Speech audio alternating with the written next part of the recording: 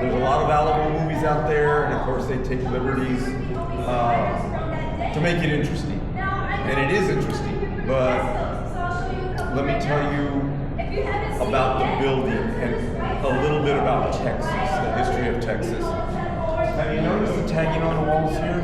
That is attributed to the time period 15 years after the Battle of the Alamo that the U.S. Army took it over. They use this as a warehouse. They actually put a second floor on here. They tagged it up. You can see a date on there, 1848. That's the soldiers that were here. So going back over the time period to the Alamo, first it was a Spanish mission. It was not built as a military fort. It was a mission to convert the Native Americans to Christianity. When that fell out of favor with the Native Americans, they left. Then it became a Spanish military fort because the Spanish wanted to hold on to the land. Eventually it became a Mexican military fort because they wanted to hold on to the land. Then it became the Texian military fort because we wanted to hold on to the land. Okay? So, Spain was here and claimed Texas, California, Arizona, New Mexico, Nevada, parts of Wyoming, and Colorado, and what is present-day Mexico. They came and claimed it in the 1500s. They were here for 300 years. Now, does anybody know when this became Mexico? Because eventually this did become Mexico. But that was not until 1821. Prior to that, there was no Mexico. You know why? Because it was Spain. And you know what they called it? New Spain. Mexico did not get its independence and become a country until 1821. So from 1821 until the Battle of the Alamo in 1836, if I remember my 5th grade math, that's 15 years. That's it. Mexico held on to this building and to Texas for a mere 15 years. People think Mexico was here for much longer.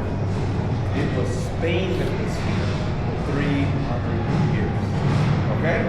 So, Battle of the Alamo. We lost. The Texians lost. Now, did I mispronounce the word Texan when I said Texians? That's what they called us in those days.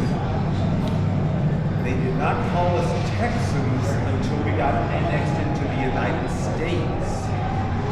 But that was not until the mid-1800s, 1845. And in some cases, you'll read 1846. There was like a 2-week gap where they had to make it official.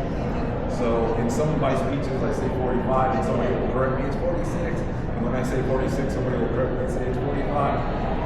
That's just a kind of a technicality. And so there's like a 2-week period where they had to ratify it to make it official and stuff like that. So anyway, we get annexed into the United States in 1845, and we become part of the United States. Civil War breaks out eventually in the mid-1860s, 1861, and we secede from the United States. We left the United States because we fought on the side of the South, Confederacy. The Civil War ends, and we get re-annexed into the United States, and we have regretted it ever since. A couple of people are laughing. Thank you very much. You're the ones that get it. Okay. Anyway, just a little political humor there. Right? Anyway, you guys are going to go in here next. It's a 3-minute slideshow. It'll address these little placards.